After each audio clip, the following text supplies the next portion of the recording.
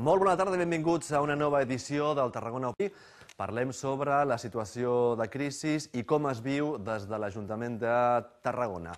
Presentem els convidats. En primer lloc, Begoña Floria, representant, portaveu del Partit dels Socialistes de Catalunya a l'Ajuntament. Bona tarda. Bona tarda. El senyor Joan Aregio, portaveu de Convergència i Unió a l'Ajuntament. Bona tarda. Bona tarda. El senyor Alejandro Fernández, portaveu del Partit Popular a l'Ajuntament. Bona tarda. Molt bona tarda. I el senyor Sergi Los Ríos, portaveu d'Esquerra Republicana de Catalunya. Bona tarda. Bona tarda. Faig, com sempre, una primera pregunta global. L'Ajuntament ha fet el que calia fer o podia fer quelcom més per ajudar a sortir de la crisi?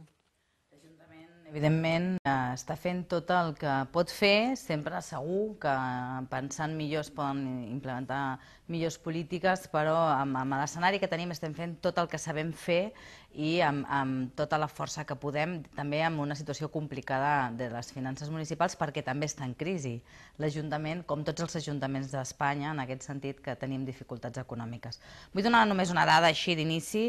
Començaran en breu, es van presentar divendres passat 15 cursos de formació ocupacional que donaran feina a 330 persones i que a més ajudaran a que es puguin resituar en l'àmbit laboral, que també és molt important. Per tant, estem fent mesures conjunturals, del moment, mesures com formació ocupacional, com incrementar els serveis a les persones que necessiten ajuda. Des de serveis socials s'ha incrementat moltíssim el pressupost i també estem fent mesures més estructurals pensant a cara a futur, que ja tindrem temps d'entrar, com el pla de competitivitat turística, com potenciar el comerç, com el Corte Inglés que vindrà de seguida l'any vinent, i per tant tot el que això generarà, i ja estem pensant en com potenciar-ho millor, amb la qual cosa pensant en el present i pensant en el futur. No tenim varetes màgiques i també tenim els recursos que tenim, però a l'Ajuntament de Tarragona el que sí que està fent l'actual govern de Progrés, l'alcalde Ballesteros, és tot allò que amb la nostra mà tenim a dia d'avui, perquè també estem millor preparats des de les estructures municipals.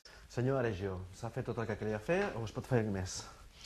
Home, jo crec que negar que l'Ajuntament ha fet coses no seria correcte. És a dir, evidentment, l'Ajuntament de Tarragona, com quasi tots els ajuntaments, han fet coses. El que passa és que jo crec que han fet coses molt centrades en un sol àmbit, que és l'àmbit estrictament de l'ocupació, i jo crec que la lluita contra la crisi és molt més polièdrica que tot això. La senyora Floria ara deia uns cursos d'ocupació, etc.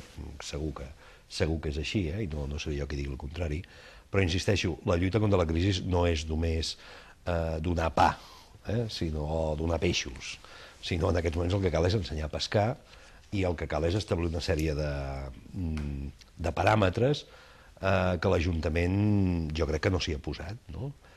Estatals, s'ha trigat molt en reconèixer l'evidència, s'ha trigat molt en reconèixer que aquest país estava en una profunda crisi econòmica, per tant s'ha trigat molt en prendre mesures i insisteixo, i les mesures a l'ocupació estan bé, se'n podria parlar d'altres, segur, però crec que s'han de fer moltes més coses i en aquestes moltes més coses jo és on veig un dèficit molt important de l'Ajuntament de Tarragona, perquè ni polítiques fiscals, ni polítiques destinades a l'emprenedoria, ni polítiques que agilitzin l'activitat econòmica de la ciutat, etc. Totes aquestes no s'han portat a terme i voldria recordar que moltes d'elles han sigut discutides i parlades en consells plenaris a base de propostes que han portat els diferents grups de l'Ajuntament. Ara no diré quins n'han portat unes i quines nosaltres n'hem portat unes, segurament que Republicana unes altres, el Partit Popular unes altres. És a dir, que hi ha hagut camp per parlar de moltes altres actuacions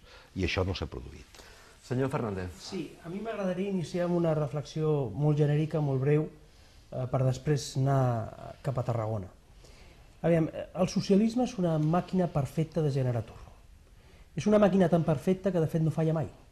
Si ens adonem, les comunitats autònomes espanyoles que tenen més atur, un atur estructural gairebé del 30%, són les que porten 30 anys governades pel Partit Socialista. Cada vegada que governen porten milions de persones a l'atur. És que jo de debò és que al·lucino perquè és que no falla mai, és una màquina perfecta. I Tarragona no havia de ser una excepció. El senyor Ballesteros té el dubtós honor de ser l'alcalde de l'atur a Tarragona. Amb ell, com a alcalde, hem arribat a l'històric de 12.000 persones aturades al terme municipal de Tarragona. És l'alcalde del paro, l'alcalde de l'atur. Rècord històric a la ciutat de Tarragona. Anant una miqueta a allò més concret. Miri, jo vaig tenir l'honor de ser responsable del Servei Municipal d'Ocupació a l'Ajuntament de Tarragona durant 4 anys. En aquell moment teníem un pressupost de 1,2 milions d'euros i bàsicament el que fèiem eren una sèrie de plans d'ocupació i un parell d'escoles taller a Sant Salvador al Pont del Diable. Com que la situació econòmica en aquella època era tan bollante i tan positiva, fins i tot teníem un problema, i és que a les escoles taller teníem una gran mobilitat de gent que deixava l'escola taller per anar al mercat lliure, perquè hi havia feina per tothom. Jo no diré que el que ha dit la senyora Floria de les 330 persones sigui mentida, perquè és veritat. El que dic és que en una situació de crisi salvatge, la quantitat econòmica que destina l'Ajuntament de Tarragona al Servei Municipal d'Ocupació és la mateixa que quan estàvem en l'època de vaques gordes. Això demostra quina és la prioritat d'aquest govern, que no és generar ocupació, perquè mai un partit socialista ha tingut l'ocupació com a un eix prioritari. Unes quantes dades. El viver d'empreses, que també s'ha d'encarregar d'això, l'any 2009, en dades presentades per la senyora Dolors Herrera, va assessorar 84 empreses per fomentar la creació de 151 llocs de treball. Són les mateixes dades que l'any 2005, que l'any 2006, lloc amunt, lloc avall.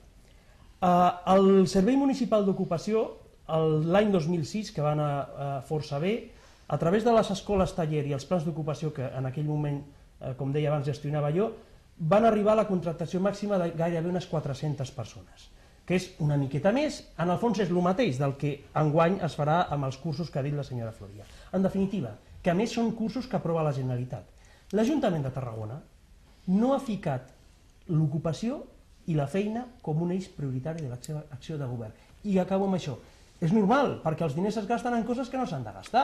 Jo sempre ho dic, la senyora Floria participa o presideix l'àrea de la Societat de la Informació. Jo no entenc per què tenim una àrea de la Societat de la Informació i una empresa de mitjans de comunicació. Per què no funcionem totes dues coses i ens estalviem la meitat dels diners?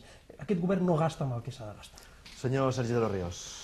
Sí, jo primer m'agradaria situar, no? Estem parlant d'una crisi econòmica d'abast mundial, a solucionar tots els problemes que es deriven d'una crisi d'aquestes característiques. Evidentment, la crisi econòmica...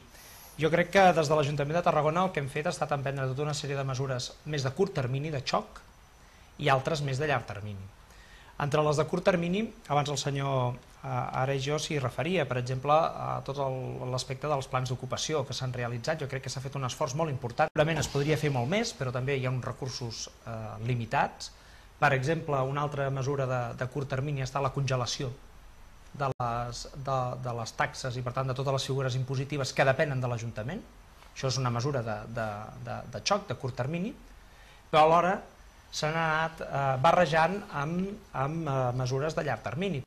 El creure que s'ha d'impulsar un parc tecnològic perquè realment aspectes d'innovació, de recerca, es puguin fer des de la nostra ciutat. Només dues coses, ràpidament. Miri, al final, les dades que he donat, que per cert s'ha parlat de les frases ocorrents, però les dades que he posat damunt de la taula no ha sigut capaç de rebatre-les, ni vostè ni la senyora Floria. Però és que no cal rebatre-la. Miri, finalment, el pressupost destinat a ocupació és el mateix ara que en l'època de vaques gordes. Miri, em permetrà que li digui que no? I que el senyor Zapatero ens ha donat molta ocupació. Continuï per aquest camí perquè li anirà molt bé, perquè jo crec que la gent comparteix la seva opinió. Ja sabem que la seva obsessió... És un argument molt raonable. No segueixi consignes. Estem parlant de Tarragona. És el seu argument més raonable. No farem que les persones que ens puguin estar mirant en aquests moments entenguin realment si l'Ajuntament ha fet o no ha fet o pot fer una miqueta més. Insisteixo, jo no poso en qüestió que es lloguin 300 persones o que l'any passat s'hagin donat feina a 200. El que passa que vostè deia que només era això, jo deia que hi ha més coses. Jo insisteixo en que el problema està en que només és això. Miri, li diré dos o tres exemples. Hem congelat els impostos. Jo convido qualsevol persona que ens estigui veient que quan rebin els rebuts dels impostos d'enguany, tot el que sigui diferent de l'any passat, doncs vinguin al despatx de la senyora Floria i li expliquin. Hem congelat la part que toca a l'Ajuntament de Tarragona, això ja ho hem dit. Les persones pagaran més.